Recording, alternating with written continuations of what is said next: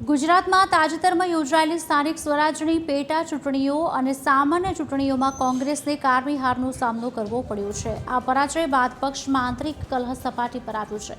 વલસાડ કોંગ્રેસના વરિષ્ઠ નેતા અને એઆઈસીસી સભ્ય ગૌરવ પંડ્યાએ પક્ષને શરમજનક હાર પર રોષ ઠાલવતા પ્રદેશ નેતૃત્વ સામે આકરા સવાલ ઉઠાવ્યા છે।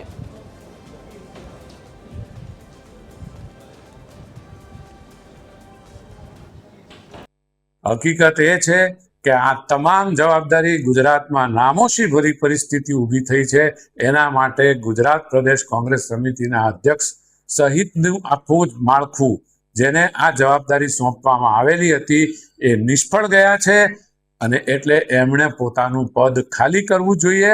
કોઈ પણ સમય વ્યતીત કર્યા વગર તાત્કાલિક રાજીનામું આપીને બીજા સંનિષ્ઠ આગેવાનોને આ જવાબદારી સોંપવામાં આવે।